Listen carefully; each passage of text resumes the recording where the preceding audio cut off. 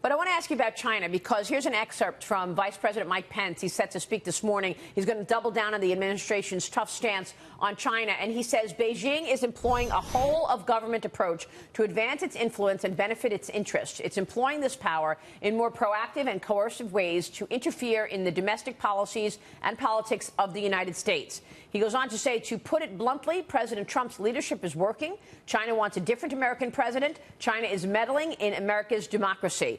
He also says, in terms of the military, Beijing is trying to project its power farther than ever before. Sean, Chinese ships routinely patrol around the Senkaku Islands, which are administered by Japan. And while China's leader stood in the Rose Garden of the White House in 2015 and said that his country had no intention to militarize the South China Sea, today Beijing has deployed advanced anti-ship and anti-air missiles atop an archipelago of military bases constructed on artificial islands. How effective have the administration's policies been on China so far? What are you expecting today from Vice President Mike Pence? Well, I think you're going to see exactly kind of what you just previewed with Vice President Pence. He's going to tell it like it is and talk about how this administration is not going to stand by and let it be. This administration, under the leadership of President Trump, has gone out and called a spade, has talked about putting America first, whether it's an economic, domestic policy or foreign policy. Look, you can talk about the president's style all you want, which is what I think a lot of the pundits and the Democrats like to do.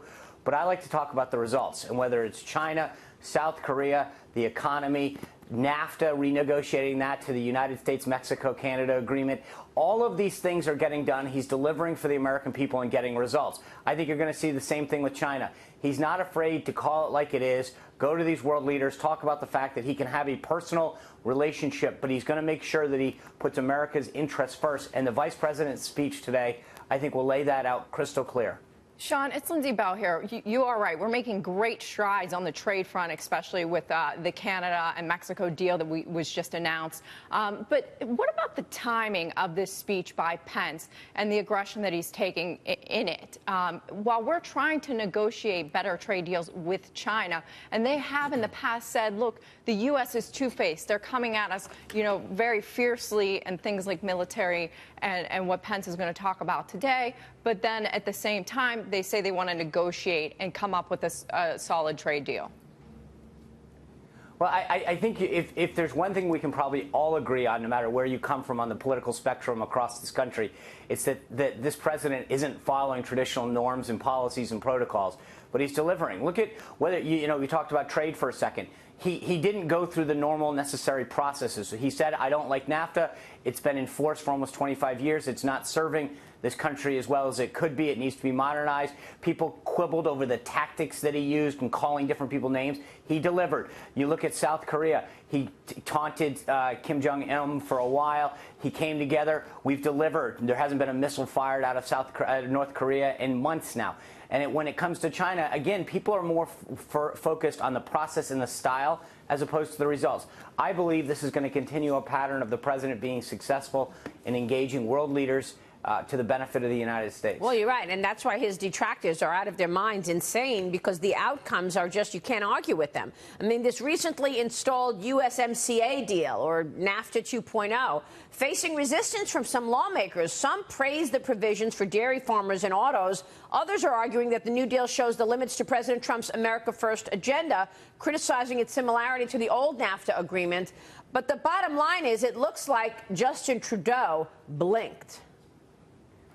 Yeah, What's absolutely. your take? Look at the auto sector. I mean, the auto sector, now you're going to have more parts made in the United States and or North America. The wage rate increase so that most of the car has to be made by people making a minimum of $16 an hour. You've got the dairy farmers in Wisconsin now having greater market access, strengthened intellectual property and digital rights, stronger environmental and labor standards, which is something that Democrats have talked about for years. Democrats have been talking about using the International Labor Organization standards. They got it. So for all these people who are suddenly criticizing it, you have to go back and wonder how serious they are about what they've demanded be put in trade agreements in the past. This president delivered across the board for American workers? Sean, it's Mike Murphy again. I sat in this seat a couple of years ago and said, I think the president is fighting on too many different fronts. He should focus on one area, in my opinion. Yet it seems like he's not only fought on vast fronts, he's pretty much delivering or winning or getting the America First agenda across on all these fronts. What do you think it is that makes it where past administrations haven't been able to do it, but this president, this administration seems to be able to be on the offensive on many different fronts and still get the job done?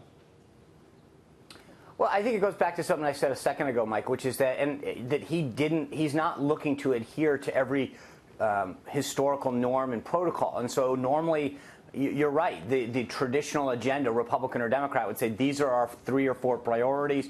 We're going to develop a series of working groups and PowerPoint presentations and memoranda.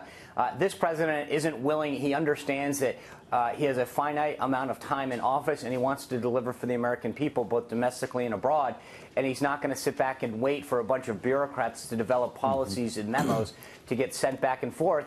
He's going to do as much as he can with the time that he has. All right, we will leave it there. Sean, it's good to see you always. Thanks so much. Thanks, Maria. Sean Spicer joining us there.